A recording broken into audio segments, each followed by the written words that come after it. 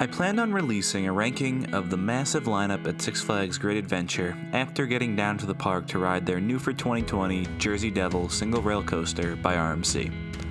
However, due to the COVID-19 pandemic, that's been pushed to 2021, and so has that video. So, while we look ahead to the new ride coming later next year, let's look ahead to what might be added in the future to this already stacked lineup. So after 2021, what's next for Great Adventure?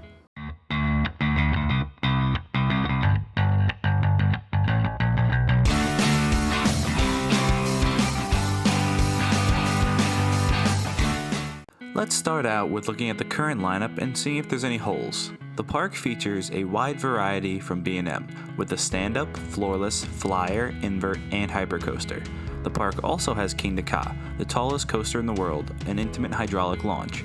It also has El Toro, a world-class prefab wooden coaster by the same company.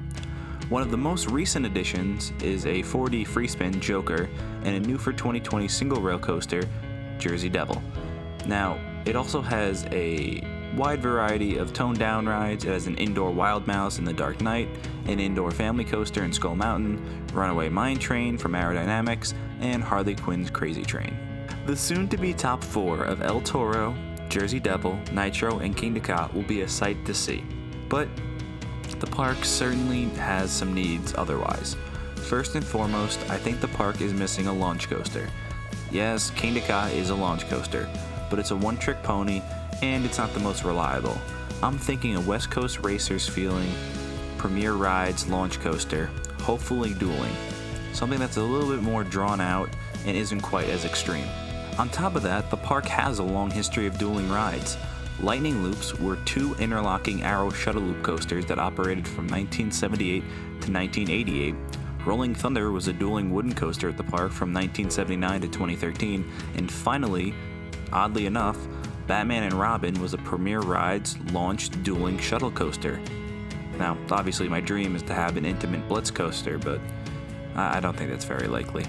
Next up, I think most coaster enthusiasts believe that every park needs an RMC hybrid or ground-up Woody, and Great Adventure doesn't have that. Sure, they're getting the upsized Raptor, and it should be phenomenal, but a ground-up RMC just feels completely different, and it skyrockets to the top of anyone's list. And it would only make this great coaster lineup even deeper. And who would complain about having 2 RMCs? Finally, the last possible model I wouldn't be too surprised to see here is one of those mock power splashes. They're just finished building one in Over, Texas, and while New Jersey isn't Texas and it's not a year-round park, the summers still get scorching.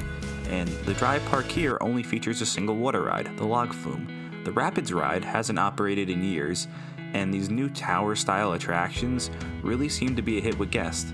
Alright, so let's move into logistics. Where could these rides fit? First, let's look at the West Coast Racers. At Six Flags Magic Mountain, it takes up a 550-foot by 350-foot rectangle, but it does travel up and around some structures that they built there. The whole area is new, so they weren't existing, but it does go up and around. Now, my area for this ride in Great Adventure would be in that newly renovated DC area in the back of the park. First, I would propose removing the Batman Stunt Show building because it looks old and it kind of clashes with the newer area, and it would leave a nice large 300 by 550 foot area. Now, depending on how far into the backlot area the park is willing to go, I feel like there's ample space for a West Coast Racer style ride, and maybe you could even reuse that old observatory from Batman and Robin. Next, let's look at that ground up RMC. I think this one might be the hardest one to find a spot for. Now, looking at one of the smaller RMC groups, in Goliath at Six Flags Great America, it uses a 600 by 150 foot area, and Wicked Cyclone at Six Flags New England, it uses a 550 by 200 foot area. Now, I know Wicked Cyclone wasn't a ground up, but it's still one of those smaller sized rides. Now, Goliath is knocked constantly for its length, so you might want something a little bit bigger than that 600 by 150. Now, you could use the same area as before, but I don't think the wood structure of a ground-up RMC would really work in that DC area. It might clash a little bit.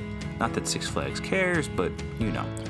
Now, I found this nice spot on the lake next to Joker, and it sports a 550-foot by 250-foot area that could be expanded and played with if you go over the lake or you remodel or move some buildings around.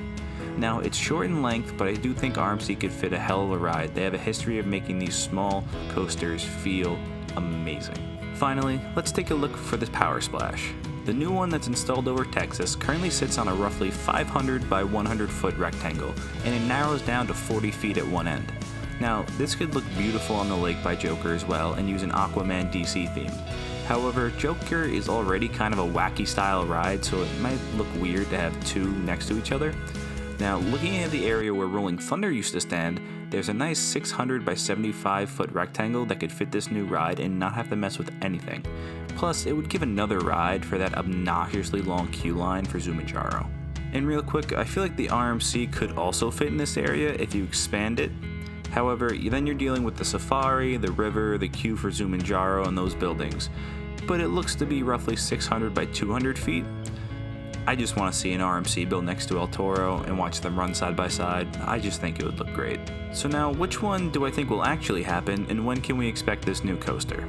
First things first, I tried my best to stick to manufacturers that Six Flags has worked with recently. Now, all three work, even if Mach is not as featured as RMC and Premier.